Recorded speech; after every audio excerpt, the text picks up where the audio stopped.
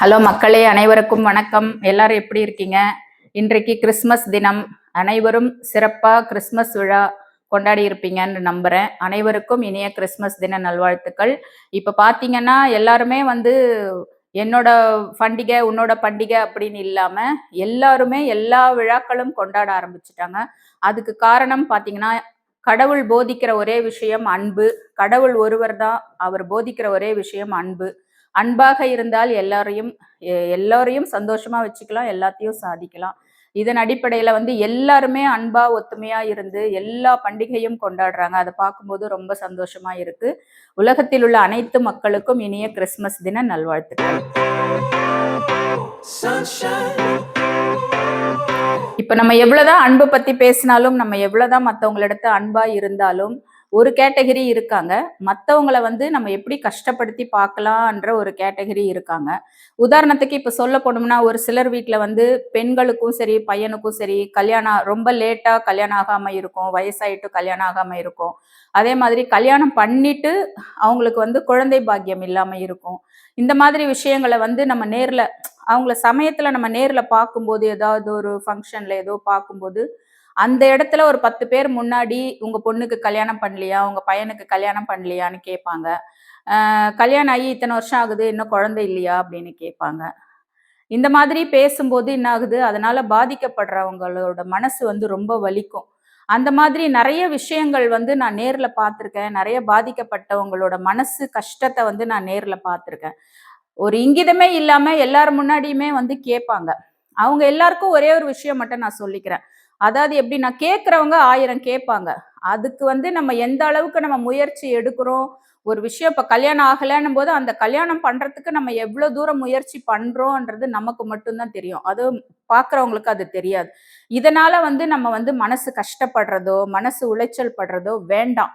அவங்களுக்காக தான் இப்ப இந்த பதிவு நான் போடுறேன். கிறிஸ்துமஸ் தின நல்வாழ்த்துக்களோடு என்னடா ஒரு நெகட்டிவா பேசுறாங்களே அப்படின்னு நீங்க நினைக்காதீங்க. அவங்களுக்கான ஒரு பதிவு எப்படின்னா, ஒரு சின்ன ஒரு கதை ஒண்ணு சொல்றேன். என்னடா இவங்க எப்ப பார்த்தாலும் ஒரே கதையா சொல்லிட்டு இருக்காங்களே அப்படின்னு சொல்லிட்டு நினைக்காதீங்க. சில விஷயங்கள் கதைகள் மூலம் கேட்கும்போது நம்ம மனசுல இருக்க உணர்வுகள் வெளிப்படும் நல்லா. அதுக்காக தான் இப்ப நான் கொஞ்சம் சின்ன சின்ன கதைகள் சொல்லி நான் ஒரு விளக்கம் சொல்றேன். இப்ப பாத்தீங்கன்னா, ஒரு ஃபேமிலியில ஒரு அம்மாவும் ஒரு பையனும் இருக்காங்க. அந்த பையனும் அம்மாவும் எப்பவுமே சாப்பிடும்போது ஒன்னாதான் உட்காந்து சாப்பிடுவாங்க. அவங்க சாப்பிடும்போது ஒரு நாள் என்ன பண்றாங்க, 2 தட்டுல சாதம். ஒரு தட்டுல ஒரு முட்டை இருக்கு, ஒரு தட்டுல ஒண்ணும் கிடையாது. வெறும் சாப்பாடு, குழம்பு ஊத்தியிருக்காங்க. தொட்டுக்க ஒண்ணும் கிடையாது. அப்ப அந்த பையன்கிட்ட கேட்கறாங்க, 2 தட்டையும் காட்டி, "உனக்கு என்ன எது வேணும்னு எடுத்துக்கோ" அப்படின்னு சொல்லிட்டு சொல்றாங்க. அந்த பையன் என்ன பண்றான், ஒரு முட்டை உள்ள தட்டை எடுத்து, "இது எனக்கு வேணும்னு" சொல்லிட்டு எடுத்துக்கிறான். சரி, நான் அந்த தட்டை அவன்கிட்ட கொடுத்துட்டு, அம்மா இன்னும் அந்த தட்டை அவங்களுக்கு உண்டான தட்டை எடுத்துக்கிட்டு சாப்பாடு பிசையும் போது, அவங்க அம்மாக்கு உள்ள தட்டுல 2 முட்டை இருக்கு.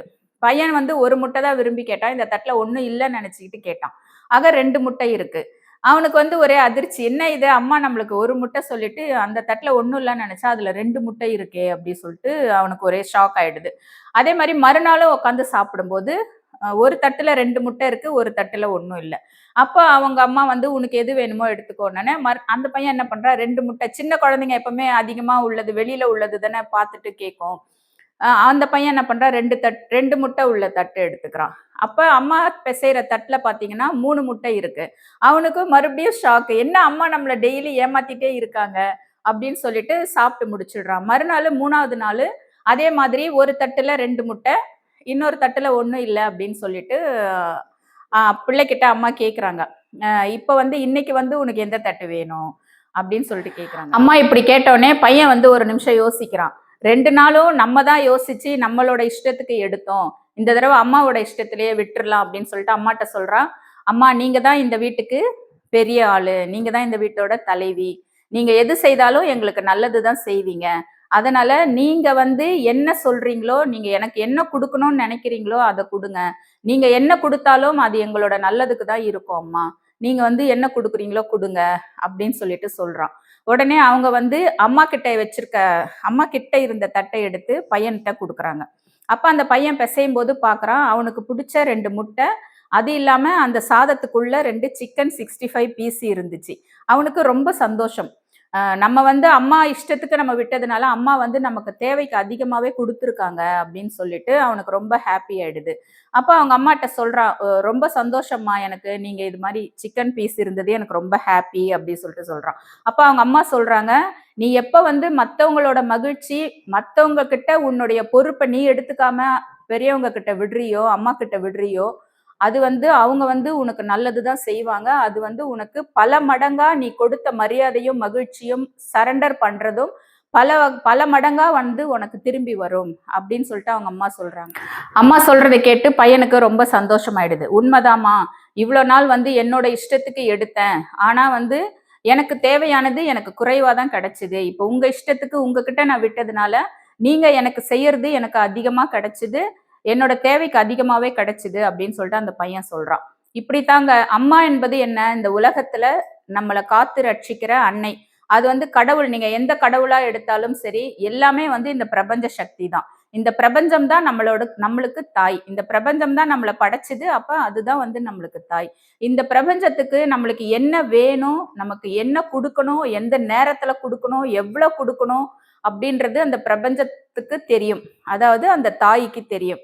அதனால நீங்க வந்து எனக்கு வந்து என் பிள்ளைக்கு கல்யாணம் ஆகலனோ, எனக்கு குழந்தை பிறக்கலனோ, எனக்கு பிசினஸ் லாஸ் ஆகுது, எனக்கு இது நடக்கல, எனக்கு அது நடக்கல. அந்த மாதிரி எந்த விதமான மனசு குழப்பம், மன உளைச்சலுக்கு ஆளாக வேண்டாம்.